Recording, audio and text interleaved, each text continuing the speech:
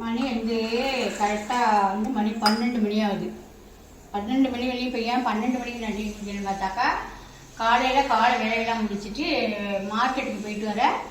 நீங்கள் ஞாயிற்றுக்கிழமையா மார்க்கெட்டுக்கு போயிட்டு கொஞ்சம் காய், தக்காளி, வெங்காயம் இதெல்லாம் வாங்கிட்டு, அப்புறம் சமைக்கிறதுக்கு சிக்கன் வாங்கிட்டு, மற்றபடி ஜாமான்லாம் வாங்கிட்டு வரதுக்கு மணி 11 மணி ஆகிடுச்சு. 10 மணிக்கு தான் வீட்டை விட்டு போனேன். அப்புறம் இதெல்லாம் வாங்கிட்டு வர மணி 11 மணி ஆகிட்டுங்க.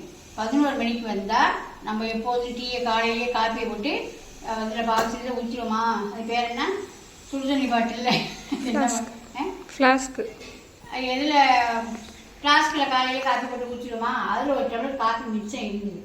அது வேஸ்ட் ஆகிடுங்கன்னு 11 மணிக்கு வந்து அதை ஊற்றி குடிச்சிட்டு சரி அதோட நிப்பாட்டிக்கலாம் அப்படின்னு நினச்சிக்கிட்டு சிக்கன் வேண்டதுனா சுத்தம் பண்ணி அப்புறம் தக்காளி வெங்காயம்லாம் வெட்டி அதுக்கு சாமான்லாம் ரெடி பண்ணுறதுக்கு கரெக்டாக மணி 11:30 ஆகிட்டு.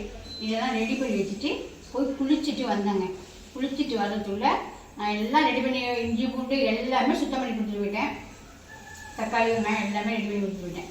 நான் வர்றதுக்குள்ள சாப்பாடு ரெடி ஆகலை. அப்புறம் சிக்கன் குழம்பு ரெடி ஆகிட்டு, சிக்கன் வறுவலும் ரெடி ஆகிட்டு, அரிசியை ஒரு 1/2 மணி நேரம் ஊற வச்சு உடைய வச்சுருக்கேன். ஊற வச்சு தான் நான் எப்போயுமே வடிப்பேன். ஊற வச்சு அரிசியும் தண்ணியமாக சேர்த்து வச்சுட்டேன். மதியானத்துக்கு மட்டும் வச்சுட்டு சரி இதோட ஓட்டிடலான்னு பார்த்தா 12 மணி ஆனாலும் அந்த டீ குடிச்சது எனக்கு வந்து எனக்கு டீ இல்லாமல் இருக்க முடியும். சரின்னு இப்போ ஒரு டீயை போட்டு பார்த்துக்கிட்டுட்டேன். நீங்கள்லாம் எப்படின்னு 12 மணி டீ குடிக்கிற பழக்கம் உண்டா என்னன்னு, 12 மணியில் 11 மணிக்கு டீ குடிக்கிற பழக்கம் உண்டா என்னன்னு கமாண்டில் சொல்லுங்கள். சூப்பராக இப்போ டீயை போட்டு எங்கள் வீட்டுக்காரருக்கு ஒரு டம்ளர் கொடுத்துட்டு நானும் குடிக்க வைப்பேன். நான் சமைக்கலைங்க, எங்கள் வீட்டுக்கு விருந்தாளி இருக்காங்க. அவங்க தான் நீங்களாம் ரெஸ்ட் எடுங்க, நீங்கள் நான் சமைக்கிறேன்னு சொல்லிட்டு அவங்க சமைச்சிருக்காங்க. வாங்க என்ன சமைச்சிருக்காங்க, ஏன் சமையல் மாதிரியே இருக்கா என்னன்னு கமாண்டில் சொல்லுங்கள். இப்போ வாங்க பார்த்துக்கலாம். நான் சொல்லிட்டேன் தேங்காயெல்லாம் போடக்கூடாது, தேங்காயெல்லாம் போட்டால் எங்களுக்கு பிடிக்காது அப்படின்னு. சரி அதே மாதிரி நீங்கள் சொல்கிற மாதிரியே நான் செஞ்சிடறேன் அப்படின்னு சொல்லிட்டு செஞ்சுருக்காங்க. எவ்வளோ சூப்பராக இருக்குது பார்த்தீங்களா. இதுக்கு வந்து காரணம் அந்த மசாலா தாங்க. இதுக்கு வந்து இந்த நம்ம ரெடி பண்ணுற மாதிரி சிக்கன் மசாலா, மட்டன் மசாலா, அது நான் பூண்டு கொஞ்சம் போட்டு தான் இந்த சிக்கன் பெரட்டலுக்கும் கொஞ்சம் பூண்டு போடுவேன். அது மாதிரி உரிச்சு வச்சுட்டு போயிருந்தேன்னா அதையும் போட்டு சூப்பராக அருமையாக வச்சுருக்காங்க. இன்னும் கொஞ்சம் கிரேவியாக இருக்கும் நான் செஞ்சேன்னா. இதுவுமே அருமையாக இருந்துச்சு. நான் வந்ததுமே 2 பீஸ் எடுத்து சாப்பிட்டு பார்த்துட்டேன். ரொம்பவே சூப்பராக இருக்குது. தேங்காயெல்லாம் போடல. சிக்கன் பெரட்டல் குழம்பு பார்க்கையிலே உங்களுக்கு தெரியும், ரொம்பவே அருமையாக இருக்குது. இதுக்குமே தேங்காயெல்லாம் போடல. 5 நாளாவது நம்ம நான்வெஜ் எடுக்கவே முடியலையா, அதனால் இந்த ஞாயிற்றுக்கிழமை தான் ஒரு 3-4 ஞாயிற்றுக்கிழமை பிறகு இந்த ஞாயிற்றுக்கிழமை எடுத்துருவோம். அதனால் மீன் எதுவும் எதுவுமே வாங்கலை. சிக்கன் வாங்கி சிக்கன் போட்டு வச்சுட்டு சிக்கன் பரட்டி வச்சுட்டு முட்டை வச்சுக்கலாம். இந்த முட்டை ஒரு 8 முட்டை போட்டு அவிச்சிருக்கேன். 8 முட்டையும் அவிச்சாச்சு. அவ்வளோதாங்க. சாதம் வெந்துக்கிட்டு இருக்கு. சாதம் உண்டோன்னே சாப்பிட வேண்டியதான். இன்றைக்கி சண்டே சமையல் உங்கள் வீட்டில் என்ன செஞ்சீங்க என்னன்னு சொல்லி கமெண்டில் சொல்லுங்கள். நான் சூப்பராக ரொம்ப சிம்பிளாக அருமையான சாப்பாடாக செஞ்சு முடிச்சாச்சுங்க. இன்றைக்கி நம்மளுக்கு ரெஸ்ட்டு. நான் சமைக்கலாம் இல்லை. யார் சமைச்சா என்னன்னு உங்களுக்கு தெரிஞ்சதுன்னா கமெண்டில் சொல்லுங்கள். நானும் சமைக்கலை, கையில் சமைக்கலை. இப்போ டீயை குடிச்சிடலாமா? டீ குடிச்சிட்டு சாப்பிட போகும். சமையல்லாம் முடிஞ்சிருச்சுங்க. சமையல்லாம் முடிஞ்சோடனே நம்ம எப்போயுமே ஒரு காய்கறி சாப்பாடு சாம்பார் கொஞ்சம் வெயிட் பண்ணி சாப்பிட்லாம்.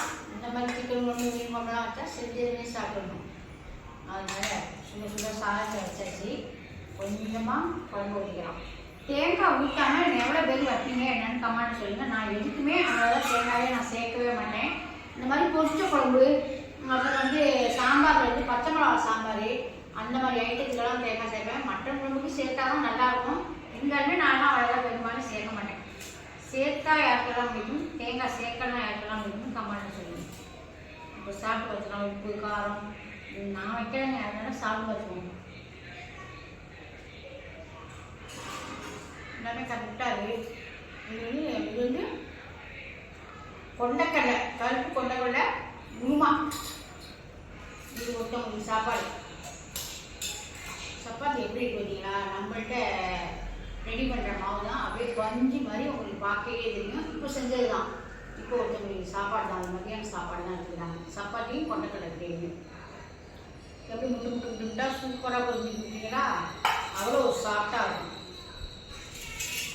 முட்டையில் ஒன்று வச்சுக்கலாம். பிரியாணி சாப்பிட்றது சாப்பிடலாமா?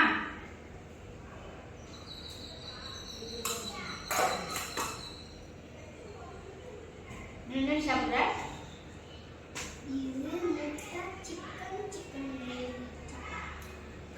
பாத்தியா?